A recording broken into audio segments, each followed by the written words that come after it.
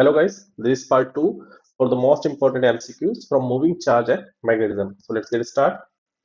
A charged particle of charge Q moves with velocity v in a uniform magnetic field B.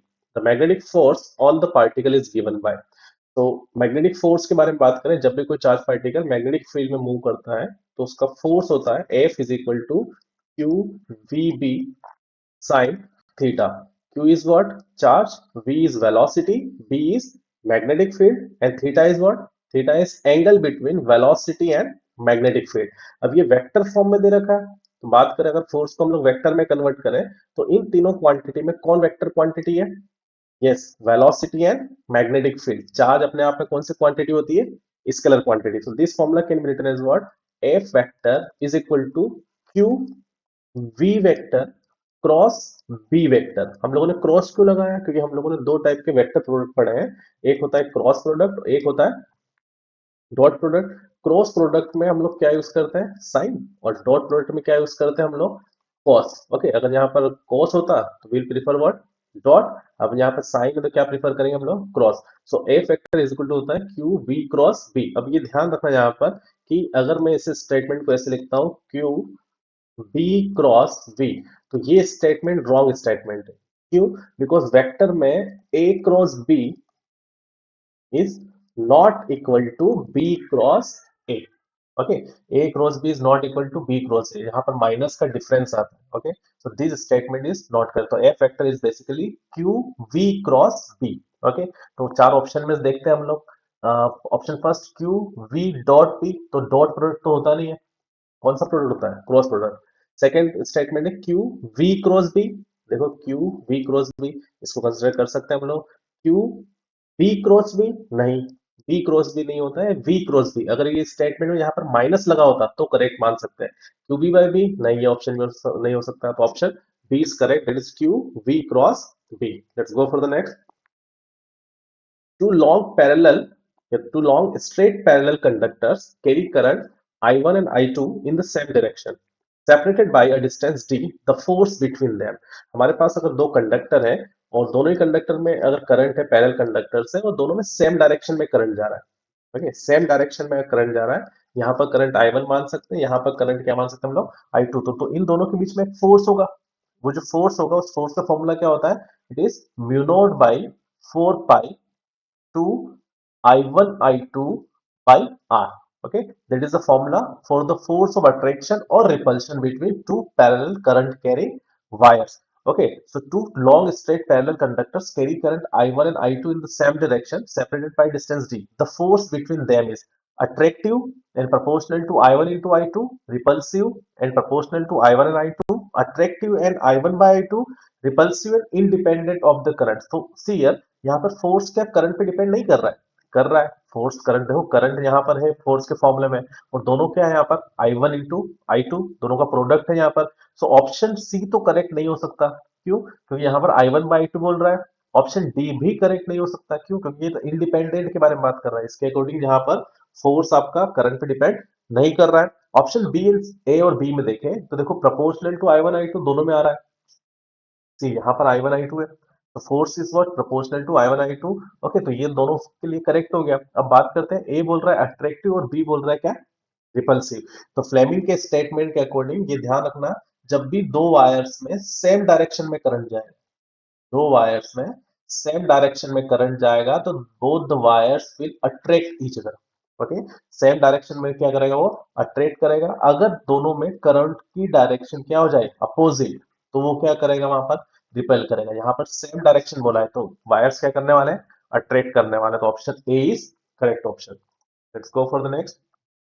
According to the Biot-Savart's law, the magnetic field dB due to a small current element IDL at a point is proportional to. Okay, so अगर Biot Savart law के बारे में बात करें, Biot Savart law था dB is equal to mu naught by 4 pi I dl sin theta by r square. That is what Biot Savart law. अगर इन सारे पैरामीटर्स के बारे में बात करें, म्यू नॉट को हम लोग परमिएबिलिटी बोलते हैं, आई करंट हो गया, dl स्मॉल लेंथ एलिमेंट हो गया, and theta is what? Theta is what? The angle between dl and I. अब यहाँ पर ये जो स्टेटमेंट दे रखे हैं, आपको इनमें से चार ऑप्शन में से करेक्ट ऑप्शन बताना, और ये वेक्टर फॉर्म में दे रखे हैं. तो अगर हम लोग इसका मैग्नेटिक फील्ड का वेक्टर फॉर्म निकालें तो अभी ये स्केलर फॉर्म में है। अगर इसको स्केलर से किस में कन्वर्ट करना है, वेक्टर, तो यहाँ पर एक नए वेक्टर का यूज करते हैं हम लोग, इसको क्या बोलते हैं, यूनिट वेक्टर। याद रखना, unit vector is the vector which convert the scalar into vector. अगर किसी क्वांटिटी को स्केलर क्वांटिटी से वेक्टर क्वांटिटी में कन्वर्ट करना है तो उस क्वांटिटी को हम लोग किससे मल्टीप्लाई करेंगे, यूनिट वेक्टर से। इट मींस अगर इस आर के, ओके, आर के यूनिट वेक्टर्स में इसको मल्टीप्लाई करो, यूनिट वेक्टर के लिए हम लोग ऊपर कैप यूज करते हैं, नॉर्मल वेक्टर में हम लोग ऐसे एरो यूज करते हैं। तो अगर जैसे मैं इसको r vector, r unit vector से मल्टीप्लाई करूंगा, this dB will become what, dB vector. Okay, अब यहाँ पे देखो यूनिट वेक्टर नहीं दे रखा है, यहाँ भी आर वेक्टर है, यहाँ भी आर वेक्टर है, यहाँ पर भी आर वेक्टर है। तो यूनिट वेक्टर का फॉर्मूला होता था, unit vector is what, vector by its magnitude, vector by its magnitude. अगर इस स्टेटमेंट को यहाँ पर रखें तो क्या हो जाएगा, naught by 4 pi I d l sine theta by r square as it is, और आर यूनिट वेक्टर जगह it will be r vector by magnitude of r. So this statement can be written as mu naught by 4 pi. Denominator देखें, ये भी magnitude है, ये magnitude है, are square into are क्या हो जाएगा आपके पास, आर क्यूब हो जाएगा। अब बचा गया यहाँ पे आई डी एल साइन थीटा। अभी जस्ट बात करी हम लोगों ने कि जब साइन थीटा होगा तो क्रॉस यूज करेंगे, ओके, कॉस होगा तो डॉट यूज करेंगे। तो आई तो आपके पास क्या है, स्केलर क्वांटिटी, या वेक्टर कौन है, डीएल और आर, तो it will be dl cross r vector. क्या हो जाएगा, डीएल क्रॉस आर वेक्टर। तो ऑप्शन चेक करें हम लोग, तो आईडीएल या जो डीबीए किसके प्रोपोर्शन होने वाला है, I dl by r square. Okay, इसके बारे में बात करें। ओके, ये तो constant I dl by r square है, नहीं, I d l r vector by are cube. देखो I d l r vector by are cube, ठीक है, इसको कंसिडर कर सकते हैं। I d l dot r, तो डॉट प्रोडक्ट तो होता नहीं है, I d l cross r, I d l cross R divide by are cube, यहाँ पर आर स्क्वायर रखा नहीं, तो option B is correct option. So basically it is the vector form of Biot-Savart's law. Let's go for the next. A charged particle enters a region of uniform magnetic field. Okay, uniform magnetic field means what? ऐसी magnetic field जिसमें magnetic field intensity हर point पे क्या हो, same. A charged particle enters a region of uniform magnetic field so that its velocity is parallel to the field. Okay, तो अगर ये magnetic field है, अब उसकी जो वेलोसिटी है वो क्या बोल रहा है, पैरेलल टू द फील्ड है। तो अगर मान लो कोई भी चार्ज पार्टिकल एंटर कर रहा है, तो एंटर जब कर रहा है तो उसकी जो वेलोसिटी वो मैग्नेटिक फील्ड के पैरेलल है। अगर ये मैग्नेटिक फील्ड है तो ये क्या होगा, इसकी वेलोसिटी हो गई the path of the particle. So अगर कोई चार्ज पार्टिकल मैग्नेटिक फील्ड में एंटर करता है, whenever any charge particle enters the magnetic field it will experience a magnetic force, और वो जो मैग्नेटिक फोर्स होगा वो क्या होगा, F इज इक्वल टू, जो फर्स्ट क्वेश्चन देखा हम लोग, F is equal to Q B B sine theta. ये फोर्स होता है जब भी कोई चार्ज पार्टिकल कहाँ इंटर करता है, मैग्नेटिक फील्ड में। ओके, अब ये जो फोर्स किन फैक्टर से डिपेंड कर रहा है, चार पैरामीटर डिपेंड करता है। एक तो चार्ज पे डिपेंड करता है, वेलोसिटी पे डिपेंड करता है, और किस पे डिपेंड करता है, मैग्नेटिक फील्ड, और साथ पे किस पे डिपेंड कर रहा है, एंगल। और ये जो एंगल, ये किस किस के बीच का एंगल है बेटा, वेलोसिटी है मैग्नेटिक फील्ड के बीच में। अब देखो यहाँ पर ये बोल रहा है पैरेलल। ओके, वेलोसिटी और मैग्नेटिक फील्ड पैरेलल है, पैरेलल मतलब कि एक ही डायरेक्शन में। अगर एक डायरेक्शन में है तो एंगल कितना है इसके बीच में, 0 डिग्री। अगर एंगल 0 डिग्री है तो अगर इस फॉर्मूले की बात करें तो ये हो जाएगा Q we B sine zero. And what is value of sine zero, ये पढ़ा हम लोगों ने कि साइन जीरो की वैल्यू कितनी होती है, zero.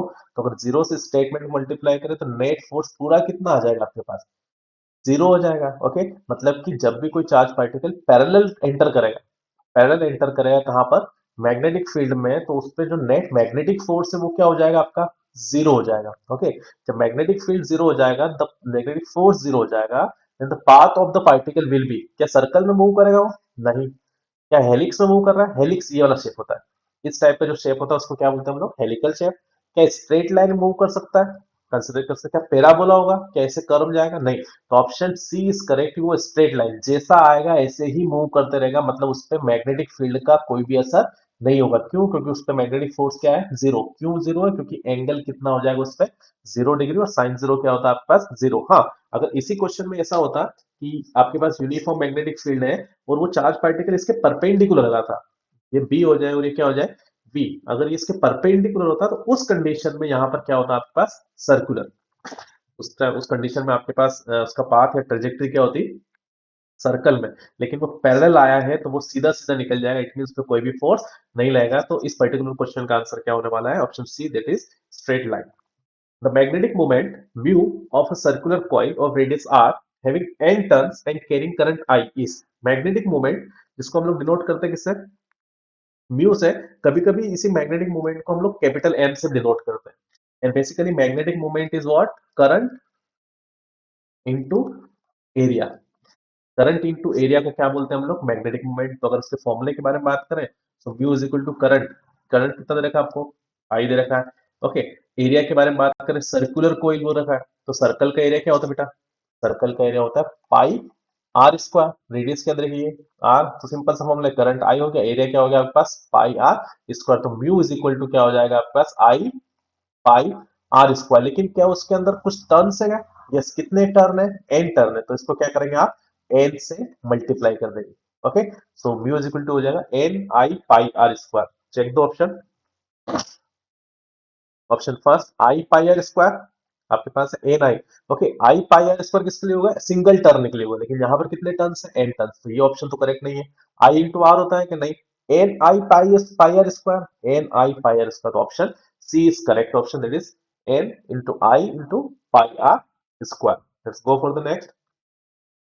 In moving coil galvanometer, the deflection is proportional to the current. Okay, जो deflection होता है आपके galvanometer में, उसका deflection is proportional to current. जो deflection होता है वो current के proportional होता है, because ऑप्शन ए बोल रहा है the magnetic field is constant and coil area is constant. Read the statement. The magnetic field is constant. क्या galvanometer में magnetic field constant होती थी? Yes. वहां पर हम लोग कैसे मैग्नेट यूज करते हैं, परमानेंट मैग्नेट्स। कौन से मैग्नेट यूज करते हैं वहां पर, परमानेंट। और परमानेंट मैग्नेट की मैग्नेटिक फील्ड क्या होती है आपके पास, कांस्टेंट होती है। परमानेंट मैग्नेट की मैग्नेटिक फील्ड क्या होती है, constant. The magnetic field is constant and कोई एरिया इज फिक्स। कोई एरिया जो भी आर्मेचर है क्या उसका एरिया फिक्स होता है, यस, इसको मान सकते हैं हम लोग। Second, the restoring torque, restoring torque is proportional to the angular displacement. Restoring torque उसको बोलते हैं कि अगर गैल्वानोमीटर में कुछ भी डिफ्लेक्शन होगा तो नीडल अपनी पोजीशन चेंज करेगी, नीडल पोजीशन चेंज करेगी और उसके बाद जैसे ही वहां पर कोई भी करंट नहीं होगा तो नीडल अपनी ओरिजिनल पोजीशन पर वापस आएगी। तो ओरिजिनल पोजीशन पे लाने के लिए जो टॉर्क यूज होगा उसको बोलते हैं हम लोग restoring force. Okay, so the restoring torque is proportional to the angular displacement. Yes, option A और बी दोनों ही करेक्ट है। सी ऑप्शन बोल रहा है both A and B, D बोल रहा है नाइदर ए और nor B. So option C is correct, दोनों ही करेक्ट है। इट मींस वहां मैग्नेटिक फील्ड कांस्टेंट होती है और एरिया भी क्या होगा, फिक्स होगा। और रिस्टोरिंग टॉर्क जो होगा आपका वो प्रोपोर्शनल होता है किसके, एंगुलर डिस्प्लेसमेंट। गला खराब है हाँ। 7 क्वेश्चन के बारे में बात करें। The radius are of circular path of particle of mass m, the radius are of circular path of particle of mass m, charge q moving with velocity v perpendicular to the magnetic field b।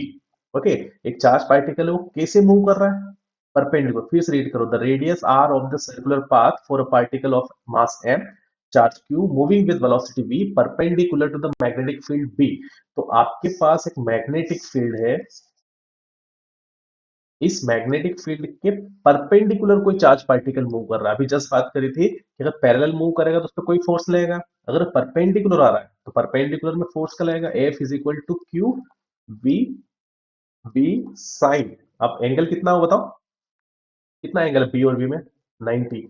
तो sign 90 की value कितनी होती है, 1। तो F is equal to क्या हो जाएगा आपके पास, q B B. Okay, the radius are of the circular path for a particle of mass m, charge q moving with velocity v perpendicular to the magnetic field b is given by।